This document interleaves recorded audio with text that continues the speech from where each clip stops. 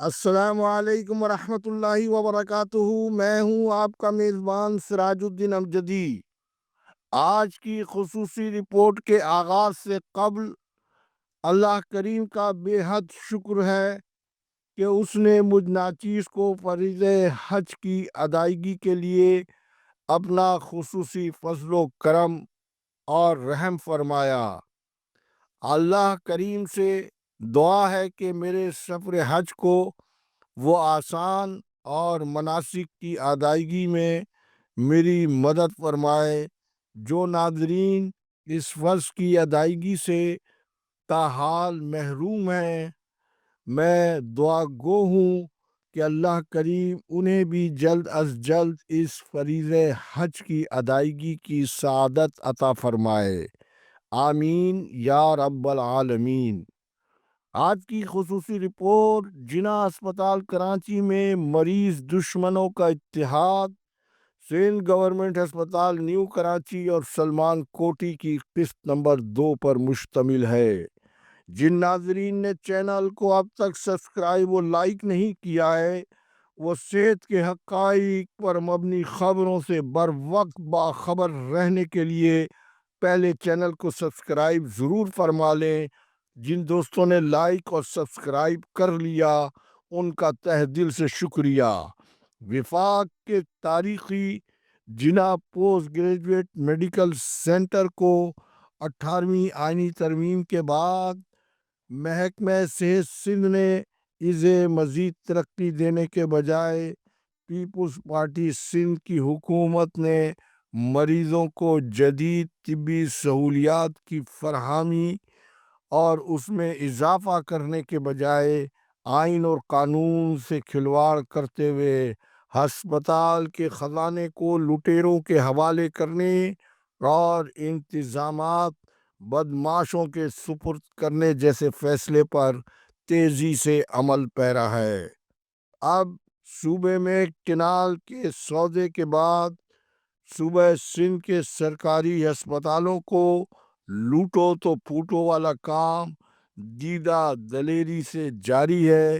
جس کی ناقابل تردید حقیقت اور خبر کے اندر کی تازہ ترین خبر یہ ہے 29 مئی 2025 جمعرات کے روز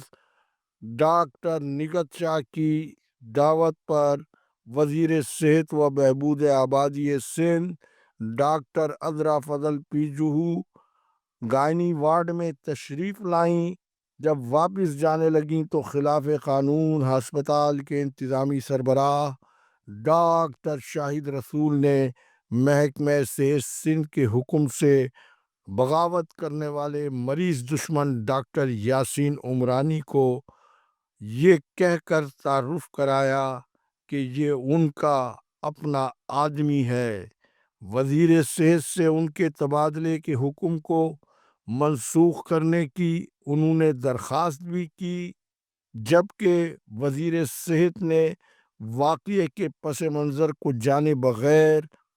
پاس موجود اپنے اسٹاف افسر علی نواز کو بلا کر ان کے تبادلے کی منسوخی کا فرمان امروز وزیر صحت کے بجائے ایک ملکہ کے طور پر جاری کر دیا، جبکہ ڈاکٹر یاسین عمرانی نے 19 اپریل 2025 کے سیکریٹری صحت سندھ ریحان اقبال بلوچ کے رپورٹ ٹو ہیلتھ ڈپارٹمنٹ کے حکم پر پبلک سرونٹ کی حیثیت سے عمل کرنے کے بجائے اپنے غیر قانونی عہدے کو بچانے کے لیے وائی ڈی اے کے ایک گروپ کی مدد سمیت سانگڑ سے آؤٹ سائیڈر گنڈوں کو بلا کر نہ صرف ہڑتال اور احتجاج کا غیر قانونی راستہ اختیار کیا بلکہ ہسپتال میں علاج معالجے کے نظام کو جام کر کے رکھ دیا، جس پر وائی ڈی اے کے ایک دوسرے گروپ کے ڈاکٹر محبوب نوناری اور ان کی جانب سے ہسپتال کھلوانے کے لیے وائی ڈی اے کے دونوں گروپوں میں تصادم بھی ہوا،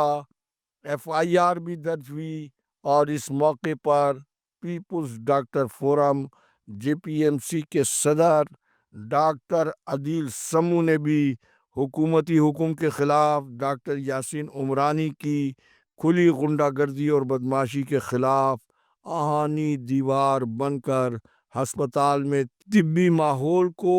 معمول پر لانے میں اور حکومتی ریٹ کی بحالی کے لیے ان کا کلیدی کردار رہا۔ لیکن 19 اپریل کے حکم کے مطابق ڈاکٹر یاسین عمرانی کو انتظامیہ نے تاحال ریلیو نہیں کیا ہے، اور گڈ گورننس کے دعوے دار سیکریٹری صحت ریحان اقبال بلوچ نے بھی قانون کے مطابق سول سرونٹس رولز کے تحت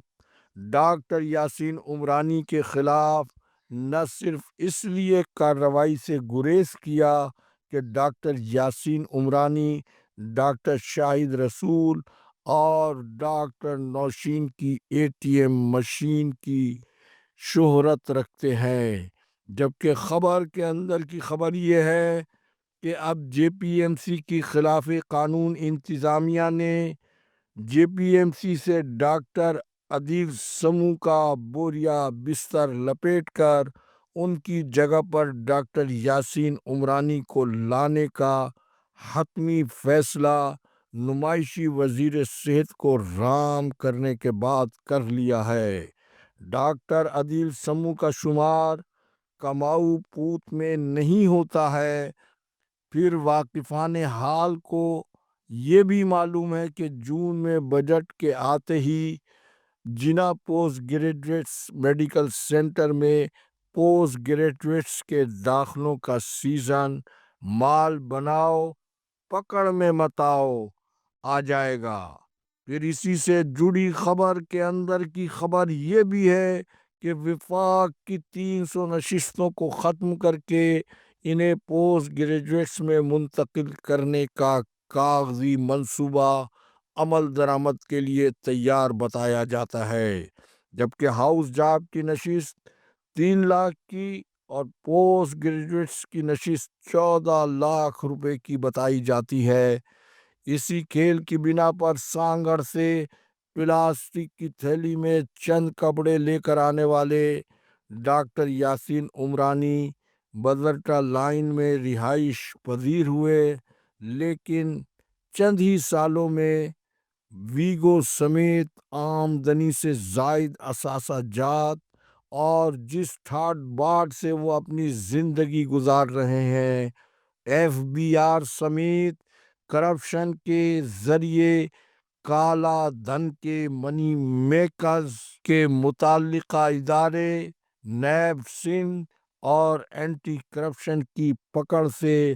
تاحال ڈاکٹر یاسین عمرانی کیوں دور ہیں؟ یہ بہت بڑا سوالیہ نشان ہے۔ پھر سیکریٹری صحت کے حکم کو خدا نخواستہ کالعدم قرار دے کر ملکہ عالیہ ڈاکٹر عذرا فضل پی جوہو کے فرمان امروز پر اس پس منظر کے باوجود عمل درآمد ہوتا ہے تو یہ اقدام نہ صرف سائنس سرکار کے لیے تھوک کر چاٹنے کے مترادف ہوگا، بلکہ حکمرانوں کے ظلم ناانصافی پر بڑھتے ہوئے سندھ کے عوام میں غم و غصے کا رخ ان کرپٹ سرکاری افسران کی طرف بھی ہو سکتا ہے، جو سندھ کے غریب مریضوں کے خزانے اور وسائل کو لوٹ کر ڈیفینس ہاؤسنگ سوسائٹی میں واقع ایک نجی میڈیکل یونیورسٹی کے گیسٹ ہاؤس میں رنگ رلیاں مناتے ہیں۔ حاضرین کرام، اس سے پہلی والی قسط میں نے آپ کو بتایا تھا کہ کس طرح سے سلمان کوٹی کے والد سلیم کوٹی نے اپنے دوران ملازمت خلاف قانون اپنے بیٹے کے نام پر باقاعدہ کمپنی قائم کی۔ سوال یہ پیدا ہوتا ہے کہ اس وقت ان کے صاحبزادے کی جتنی عمر تھی یہ کروڑوں روپے کہاں سے آئے، منی ٹریل کیا ہے، یہ کام ایف بی آر سمیت نیب،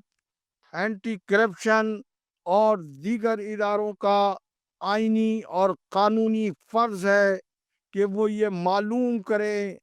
کہ منی ٹریل کس ذریعے سے آئی اور کروڑوں روپے کی یہ کمپنی کوالٹی انٹرپرائزز کس طرح سے قائم ہوئی۔ آج تک کے لیے صرف وقت کی کمی کے باعث اور روانگی حج کے باعث